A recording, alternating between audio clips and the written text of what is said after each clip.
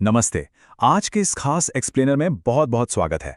क्या हमने कभी सोचा है कि हमारे रोजमर्रा के फैसलों का एक बहुत बड़ा हिस्सा असल में बिना सोचे समझे बिल्कुल अचेतन रूप से लिया जाता है? जी हाँ, आज हम इंसानी व्यवहार को चलाने वाले इन्हीं मनोवैज्ञानिक गियर्स यानी साइकोलॉजिकल गियर्स की एक मास्टर क्लास शुरू करने वाले हैं। आज का ये पूरा विषय उन अदृश्य शक्तियों को डीकोड करने के बारे में है जो इंसानों के हर एक चुनाव, हर एक फैसले को आकार देती हैं। तो चलिए मन की इस अद्भुत वास्तुकला को गहराई से समझते हैं। अब यहाँ एक बहुत ही बुनियादी लेकिन गहरा सवाल सामने आता है। आखिर इंसान वैसा व्यवहार क्यों करते हैं जैसा वो करते हैं? सोचने वाली बात है ना? ये सच में बहुत दिलचस्प है कि लोगों के अंदर के विश्वासों और उनके बाहरी कामों के बीच अक्सर एक बहुत बड़ा फासला होता है। मान लीजिए कोई व्यक्ति किसी बड़े आदर्श का दिल से समर्थन करता है, लेकिन जब असल में कुछ करने की बारी आती है तो उसका कदम बिल्कुल अलग हो सकता है। आज के हमारे इस विश्लेषण का मुख्य उद्देश्य इसी मनोवैज्ञानिक पहेली को सुलझाना है। तो आइए जल्दी से आज के एजेंडे पर एक नज़र डाल लेते हैं। सबसे पहले हम देखेंगे दृष्टिकोण यानी एटीट्यूड की संरचना। दूसरा, एक विचार कैसे एक काम में बदलता है। तीसरा, हमारी नैतिक और राजनीतिक मान्यताएं। और अंत में अनुनय यानी परसुएशन की कला। चलिए बिना किसी देरी के शुरुआत करते हैं अपने पहले खंड से, दृष्टिकोण की संरचना, इसकी सामग्री, ढांचा और कार्य। अगर हम मनोवैज्ञानिक नजरिए से देखें तो दृष्टिकोण या एटीट्यूड सिर्फ कोई भावना या मूड नहीं है। इसे एक संक्षिप्त मूल्यांकन कहा जाता है। आसान भाषा में कहें तो इसे दिमाग का एक मेंटल शॉर्टकट समझ लीजिए। जब भी हमारा दिमाग किसी नई वस्तु, व्यक्ति या विचार से टकराता है तो ये इवैल्यूएशन तुरंत ये तय करने में मदद करता है कि हम उसके पक्ष में हैं या खिलाफ। मतलब उलझी हुई जानकारियों में फंसने के बजाय ये कॉग्निटिव स्कीमा हमें तुरंत और सटीक प्रतिक्रिया देने के लिए तैयार कर देता है ना कमाल की बात? अब इस अंदरूनी वास्तुकला को समझने के लिए CAB मॉडल को देखते हैं। यह मुख्य रूप से 3 चीजों से मिलकर बना है। C यानी कॉग्निशन या संज्ञान, मतलब वो जानकारी और मान्यताएं जो हमारे दिमाग में हैं। A यानी अफेक्ट या भावना, उस जानकारी से जुड़ी हमारी भावनात्मक प्रतिक्रियाएं। और B यानी बिहेवियर या व्यवहार, जिसका सीधा सा मतलब है काम करने की प्रवृत्ति। इसे ऐसे समझिए जैसे किसी कंप्यूटर में हार्डवेयर, सॉफ्टवेयर और पावर सप्लाई एक साथ मिलकर काम करते हैं। बिल्कुल वैसे ही ये तीनों तत्व आपस में गुंथकर एक बेहद मजबूत दृष्टिकोण तैयार करते हैं। तो अब सबसे बड़ा सवाल ये उठता है कि आखिर ये दृष्टिकोण हमारे दिमाग में मौजूद ही क्यों है? इसके 4 बहुत ही दिलचस्प और प्रमुख कारण हैं। पहला है ज्ञान, जो इस भ्रमित करने वाली दुनिया को एक अर्थ देता है। दूसरा है उपयोगिता, जो इंसानों की उस बुनियादी फितरत से जुड़ा है जहां हम इनाम पाना चाहते हैं और सजा से बचना चाहते हैं। तीसरा कारण असल में एक ढाल की तरह है, अहंकार रक्षा या ईगो डिफेंसिव, जो हमारे आत्मसम्मान को बाहरी खतरों से सुरक्षित रखता है। और चौथा कारण है मूल्य अभिव्यक्ति, जो ये दिखाता है कि कोई इंसान असल में किन मूल्यों के साथ खड़ा है। आगे बढ़ते हैं खंड 2 की तरफ, विचार से कार्य तक यानी प्रभाव की कड़ी। अगर हम इस टेबल पर गौर करें तो आंतरिक मानसिक दृष्टिकोण और बाहरी आचरण के बीच एक बहुत ही साफ और बड़ा अंतर दिखाई देता है। दृष्टिकोण वह है जो दिमाग के अंदर एक मानसिकता के रूप में बसा है।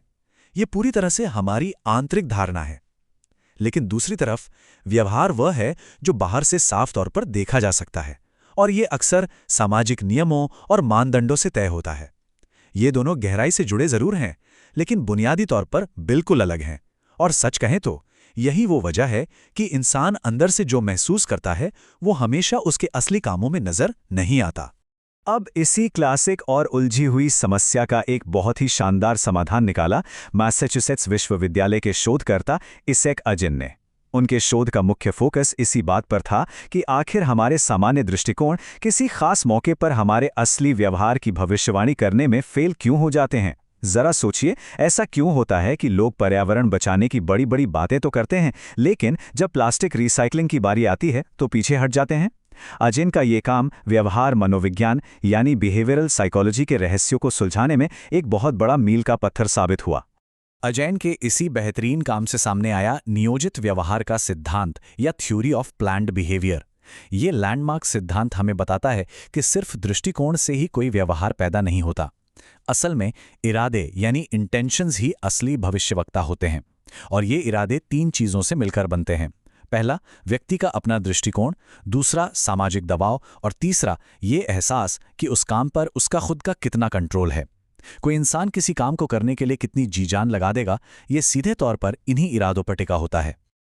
चलिए अब हम अपने तीसरे खंड की ओर रुख करते हैं, नैतिक और राजनैतिक मान्यताएं, जिनकी जड़ें हमारे भीतर बहुत गहराई तक होती हैं। जब किसी भी दृष्टिकोण के साथ नैतिकता का पुट जुड़ जाता है तो वो असाधारण रूप से ताकतवर हो जाता है। चाहे विचारधारा वामपंथी हो या दक्षिणपंथी, जब इसमें नैतिक दृष्टिकोण मिल जाता है तो विचार बहुत ज्यादा पक्के और कभी-कभी चरम सीमा तक पहुंच जाते हैं। जब लोग किसी सामाजिक या राजनीतिक मुद्दे को सही और गलत के नैतिक चश्मे से देखने लगते हैं तो इससे न सिर्फ उनके विश्वास की गहराई कई गुना बढ़ जाती है, बल्कि ये समाज में उनकी सक्रिय राजनीतिक भागीदारी को भी बहुत तेज कर देता है। ये एक ऐसा मनोवैज्ञानिक सच है जो समाज के हर हिस्से में देखने को मिलता है।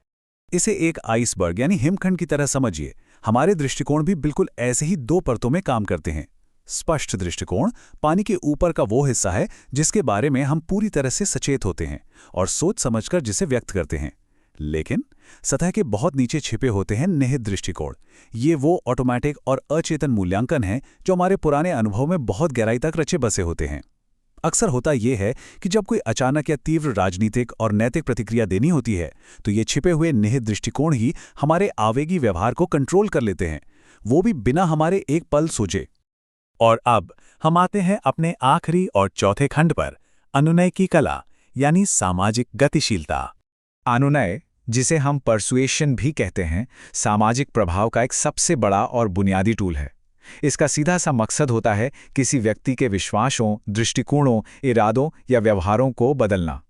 ये एक ऐसा कम्युनिकेशन है जो हमारे इर्द गिर्द हर जगह मौजूद है, चाहे वो कोई बहुत आक्रामक चुनाव प्रचार हो, किसी शोरूम में चल रही कोई दमदार सेल्स पिच हो या फिर कोर्ट रूम में चल रही कोई बहस। पूरी दुनिया में लोगों का नजरिया बदलने की ये कला बिना रुके 24 घंटे काम कर रही है। दिमाग पर असर डालने की ये दो अलग अलग रास्ते भी अपने आप में बेहद दिलचस्प हैं। पहला है व्यवस्थित अनुनय, जो पूरी तरह से लॉजिक, तर्कों और तथ्यों पर चलता है। जैसे मान लीजिए कोई लंबी अवधि की लाइफ इंश्योरेंस पॉलिसी समझा रहा हो, वहां दिमाग को गहराई से सोचने पर मजबूर किया जाता है। लेकिन दूसरा रास्ता है अनुमानी अनुनय, जो सीधे तौर पर दिमागी शॉर्टकट्स और गहरी भावनाओं पर हमला करता है। ये सोचने समझने की उस दीवार को एकदम से फांद जाता है। इसीलिए तो महंगे परफ्यूम या स्पोर्ट्स कारों के विज्ञापनों में अक्सर तथ्यों से ज्यादा जज्बातों और आकर्षण का इस्तेमाल किया जाता है, ताकि तुरंत और गहरा असर हो सके। अगर हमें किसी अनचाहे या पक्षपाती दृष्टिकोण को सकारात्मक तरीके से बदलना हो तो शिक्षा यानी एजुकेशन से बेहतर कोई व्यवस्थित टूल नहीं है। देखिए, शिक्षा का असली मकसद सिर्फ कुछ तथ्यों को रट लेना बिल्कुल नहीं है। इसका काम है एक ऐसा समावेशी और विश्लेषणात्मक ढांचा तैयार करना जो आलोचनात्मक सोच को बढ़ावा दे। ये लोगों को अपने पुराने पूर्वाग्रहों को निष्पक्ष तरीके से जांचने, नई संस्कृतियों को खुले मन से अपनाने और एक कहीं ज्यादा तर्कसंगत और सहानुभूतिपूर्ण नजरिया विकसित करने में मदद करती है। इस एक्सप्लेनर के अंत में एक ऐसा विचार सामने आता है जो हमें गहराई से सोचने पर मजबूर कर देता है।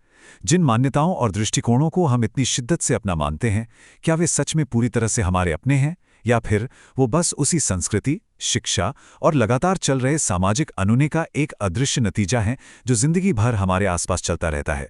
इस एक सवाल पर विचार करना इंसानी मन की काम करने की प्रक्रिया को समझने की दिशा में एक बहुत बड़ा कदम है। आज के इस गहरे विश्लेषण में हमारे साथ जुड़ने के लिए बहुत बहुत धन्यवाद।